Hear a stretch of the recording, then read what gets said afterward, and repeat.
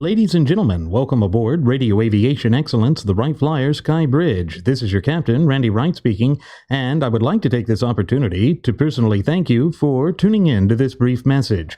Well, ladies and gentlemen, there's a bit of good news for the beleaguered United States island territory of Puerto Rico in the immediate wake and aftermath of that cataclysmic as well as catastrophic natural disaster of biblical proportions, Hurricane Maria.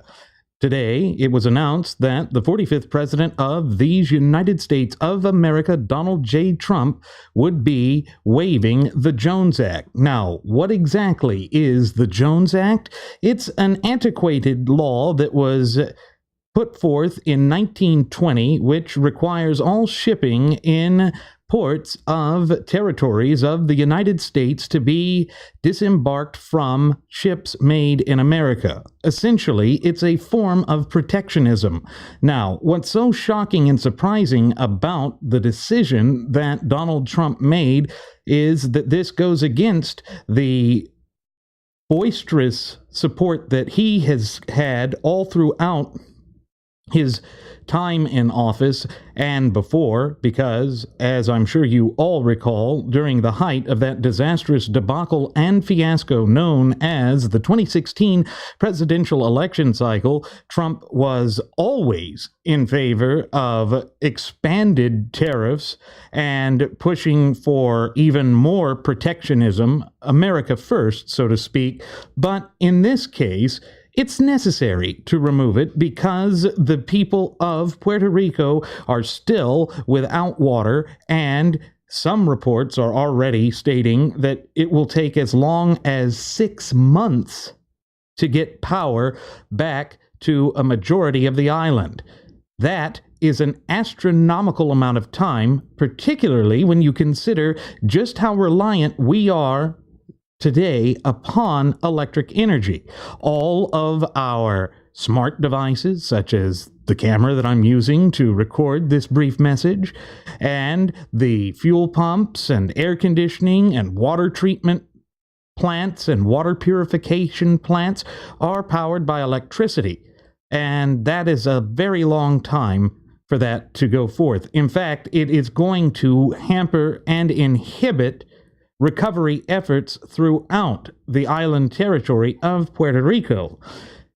And so while this may just be a symbolic gesture on the part of the President of the United States, it's still a morale-boosting move. And we here at Radio Aviation Excellence, the Wright Flyer, have always stated that it's imperative that we come together as a nation and people. And you know, ladies and gentlemen, what this clearly also demonstrates, beyond a shadow of the doubt, is that America is different than how those who would utilize every tactic of divide and conquer to cause us to look upon one another with hatred and animosity don't like what we are doing here. They are the ones that want us to believe that America is a heartless nation, when in fact nothing, and I truly mean nothing, could be further from the truth. I know that I have mentioned this on previous episodes of our state-of-the-art radio program, and indeed in a previous Skybridge, that this is almost like that stump-thumping speech that John Edwards gave in his failed presidential aspirations throughout the years. Remember, he always spoke of two Americas. Well, in a way, there are two Americas, but not in the way that he said. It's not the haves and have-nots. It's those who have a love and respect for this constitutionally endowed Federalist Representative Republic that we all know and love, and those who would go out of their way to utilize divisiveness and division to tear this nation apart from within. That's something we have to be clearly cognizant and aware of, and to do everything within our power to combat, because these dark and twisted, agent provocateurs of tyranny and despotism, but above all oppression, will stop at nothing to strip and deprive us of our fundamental and inalienable rights, which were endowed to us by our Creator, who happens to be none other than the God of nature himself. You see, they don't want there to be absolutes and truths. That is why that great founding father, Sam Adams, said that if the United States truly desires to remain a strong, robust, and dare I say, vibrant representative republic, then it is absolutely imperative that the American people be a virtuous people. Well, we certainly have seen that in the wake and aftermath of these cataclysmic as well as catastrophic natural disasters of biblical proportion. Hurricanes Harvey, Irma, and Maria have all been devastating in their immediate wake and aftermath, and the onslaught of the devastation will be felt for years to come. But the shameful and salacious as well as scandalous behavior that was exhibited by the players, teams, and various franchises of the so-called National Football League earlier this week is disgusting, because it shows that those who are willing to turn their backs on the symbols of the people while people are still suffering are just selfish. They are self-interested. They cannot see beyond themselves because they do not want or wish to see beyond themselves. They are like small, spoiled brats and petulant children. Well, that is not who we are. And that is why the fans are right to be outraged and offended by this. Nobody is talking about stripping or depriving them of their rights.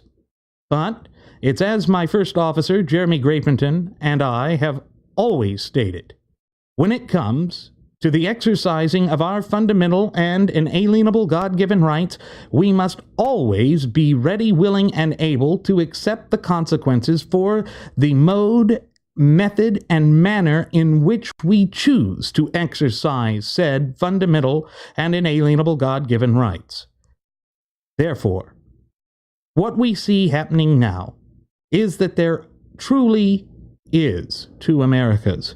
One in which the vast majority of the people are true to everything that we hold near and dear in the heart of the land of the free and the home of the brave, and those who would do everything within their power to destroy all that we know and love, both as a nation and people. Therefore, it is absolutely imperative that we, in our capacity, and individual capacity at that, as United States citizens, come together, showing a united front not only to ourselves, but also to the world at large, that we reject these messages of division and derision.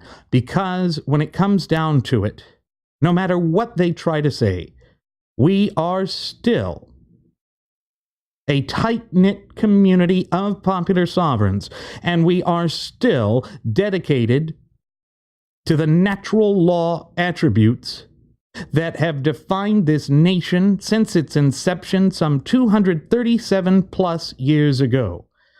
That's right, ladies and gentlemen. The United States of America is still the land of the free and the home of the brave.